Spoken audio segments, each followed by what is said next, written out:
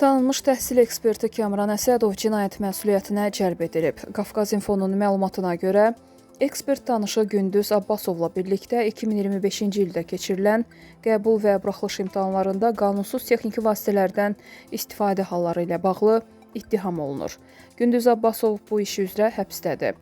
Kamran Əsədov barəsində isə istintaq dövründə başqa yerə getməmək haqqında iltizam qətimkan tədbiri seçilib. İttiham ondan ibarətdir ki, Kamran Əsədov və Gündüz Abbasov cinayət əlaqəsinə girərək qanunsuz texniki vasitələri ümumilikdə 15 abituriyentin üzərinə quraşdırmaqla imtahanlarda onlara kömək ediblər.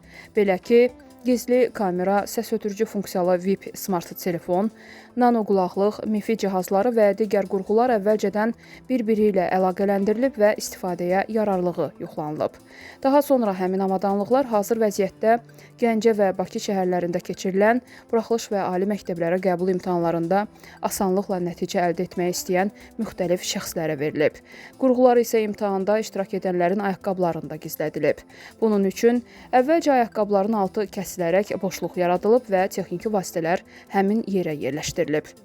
Daha sonra imtahan iştirakçılarına binanın sanitar qovşağında qurğunu üzərlərinə yerləşdirərək sual vərəqini kamera ilə çəkmələri, ardınca qulaqlıq vasitəsilə cavabları gözləmələri izah edilib.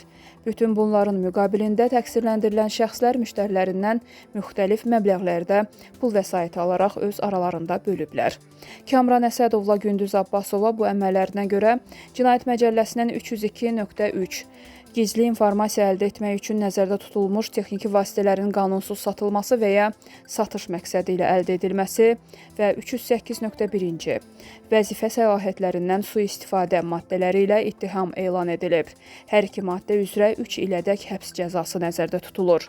Hazırda cinayət işinə Gəncə şəhər məhkəməsində hakim Elçin Məmmədovun sədrliyi ilə baxılır. Bugün keçirilən hazırlıq iclasında təqsirləndirilən şəxslərə hüquq və vəzifələri izah olunub və barələrində seçilmiş qətimkan tədbirlərinin dəyişdirilmədən saxlanılması qərarı alınıb. Əsas iclas dekabrın 19-da keçiriləcək. Qeyd edək ki, cinayət işinin başlanmasına səbəb Dövlət İmtahan Mərkəzi tərəfindən Dövlət Təhlükəsizliyi Xidmətinə müraciət edilməsi olub. Dövlət Təhlükəsizliyi Xidmətindən göndərilən materiallar əsasında Baş prokuror yanında Korrupsiyaya qarşı mübarizə baş idarəsində istintaq aparılıb. İstintaq nəticəsində qeyd edilən şəxslərdən əlavə daha bir neçə nəfərə cinayət işi açılıb. Onların da işi hazırda məhkəmədədir.